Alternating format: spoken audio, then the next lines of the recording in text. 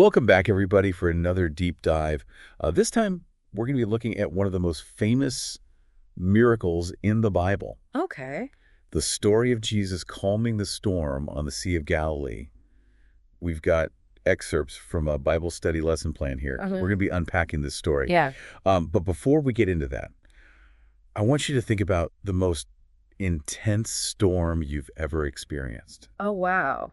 Like, were you ever caught in like a massive downpour? Oh, yeah. Or you saw a huge thunderstorm rolling in? Sure. Now imagine you're out on the water when that hits and there's no land in sight. It's kind of scary to think about, right? Yeah, that would be frightening for sure. So that's the scene we're going to be diving into today. Okay. So the lesson plan actually goes into some pretty interesting detail about the Sea of Galilee. Right. It's not just a peaceful lake like you might imagine.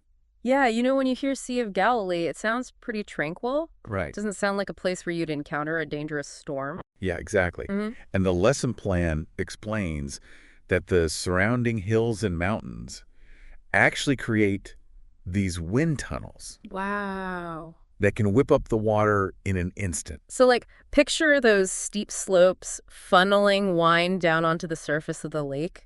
Yeah. It'd be like someone just suddenly flipped a switch. Right. From calm to total chaos in a matter of seconds. Yeah, like imagine you're out there fishing. Right. It's a beautiful day, and then all of a sudden, bam! Yeah, a full-blown storm. The waves are crashing, the wind is howling. And this wasn't just a freak occurrence either. Right. These storms were like a regular hazard on the Sea of Galilee. Especially for the fishermen. Oh, yeah, they knew the risks. Who relied on the lake for their livelihood. Absolutely. So, when the disciples were caught in that storm, it wasn't just a little rain shower. Oh, no. This was like a life or death situation. Right. And you got to remember, these guys, they were experienced fishermen. That's right. So if they were terrified, yeah, it had to be serious. it definitely had to be. And the lesson plan actually mentions this famous painting of the storm by Rembrandt. Oh, yeah. Have you ever seen that one? I have.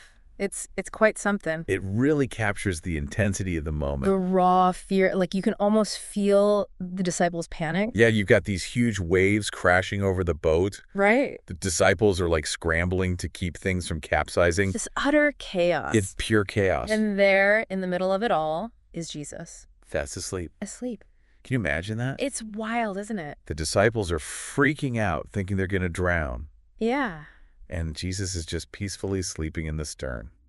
That's a powerful image. It really makes you wonder, who is this guy? Right. What kind of person can sleep through a storm like that? Seriously. Yeah.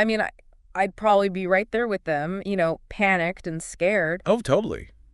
But to be able to just speak and silence a storm like that, Yeah. that's a whole other level of power. And the disciples, you see that awe in their reaction, right? Oh, absolutely. They look at each other and they're like, who is this? It's like a moment of realization that they're dealing with something beyond their comprehension. And the lesson plan points out, they had seen Jesus do miracles before. Right. Like healing people, casting out demons.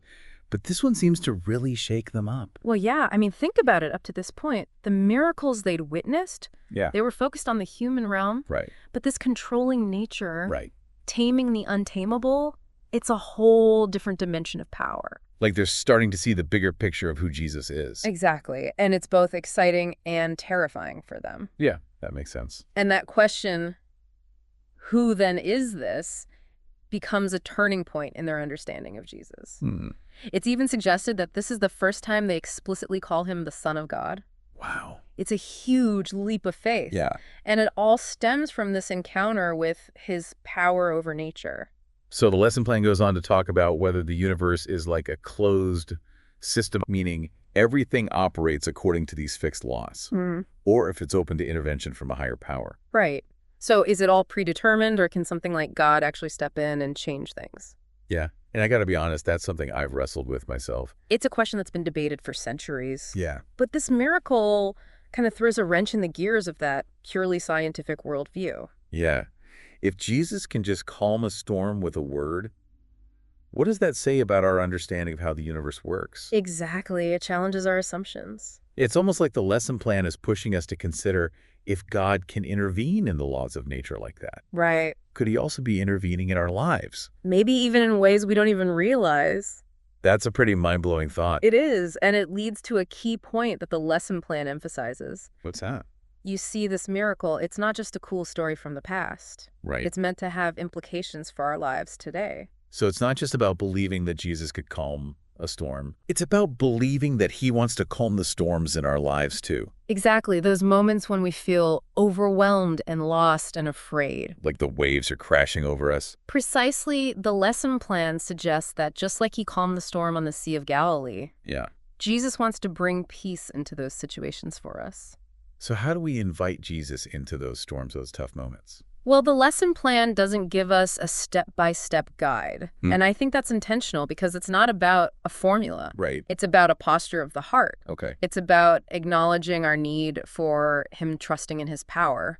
Yeah. And surrendering our fear and anxiety to his peace. So instead of trying to control the storm ourselves, we're choosing to trust the one who actually has authority over it. Exactly. And that trust, that surrender, that's where the real transformation happens. And maybe that's why the disciples reacted so strongly to this miracle. Yeah. It wasn't just about the storm stopping. It was about witnessing the power and compassion of Jesus in a way they never had before. And that experience changed them. They weren't just relieved, they were in awe. Exactly. The lesson plan even mentions that they worshiped Jesus after the storm calmed. Wow. It was like they finally understood on a deeper level who he truly was. You know, it's interesting. The lesson plan also mentions some fun activities to help people understand this story. Oh, like what? Like puppet shows and coloring pages. Oh, wow. It almost feels out of place in a story with such profound implications. But I think those activities speak to an important truth. Okay. This story, while incredibly profound, is also accessible. Right. It's not just for theologians or scholars. Yeah. It's a story that can speak to people of all ages and backgrounds. It's like a reminder that learning about Jesus shouldn't be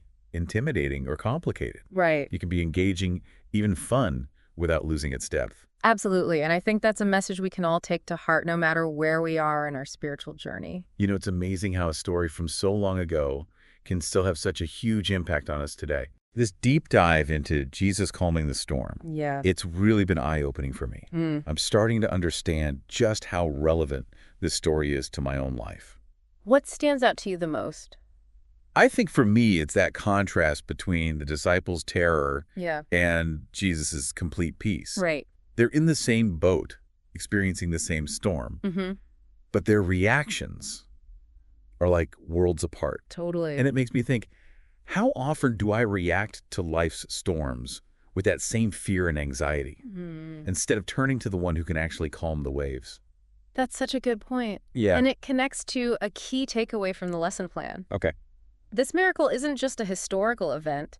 It's an invitation to experience that same peace in our own lives, even when things feel chaotic and out of control. So it's not about avoiding the storms altogether. Right. It's about facing them with a different perspective. Yes. With a deeper trust in Jesus' power and presence. Exactly. It's about remembering that even in the midst of the storm, even when we feel like we're about to drown, Jesus is right there with us, offering his peace. It's funny, the lesson plan even suggests memorizing the verse where the disciples ask, "Who then is this?" Oh, yeah. It seems like such a simple question. Right. But it really gets to the heart of who Jesus is, what he's capable of. And it's a question that we should be asking ourselves constantly as we go through life. Yeah. Because every encounter with Jesus, every experience of his power and love, it deepens our understanding of who he truly is. So as we wrap up this deep dive, I think it's important to remember that this miracle isn't just a story from the past. Absolutely. That's a living reality that we can access today. And that's the challenge the lesson plan leaves us with, to move beyond simply admiring this miracle to actually experiencing its power in our own lives. It's like we've unpacked all this knowledge about the Sea of Galilee, the storm, the disciples' reactions.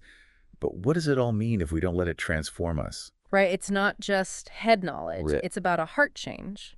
It's about taking that leap of faith and trusting that the same Jesus who calmed the storm on the Sea of Galilee is also able to calm the storms in our lives, whether they're physical, emotional, or spiritual. So the next time you find yourself caught in a storm, whether it's a literal storm or a metaphorical one, remember this story. Okay. Remember the disciples huddled in that boat, terrified and helpless. And remember Jesus, asleep in the stern, completely unfazed by the chaos raging around him. A powerful image. And ask yourself, who then is this? Who is this who has power over the wind and the waves, who can bring peace in the midst of my storm? And maybe, just maybe, as you ask that question, you'll begin to experience that same peace. Yeah. That same sense of awe and wonder that the disciples felt on that stormy night so long ago. Thanks for joining us in this deep dive. We'll see you next time for another fascinating exploration.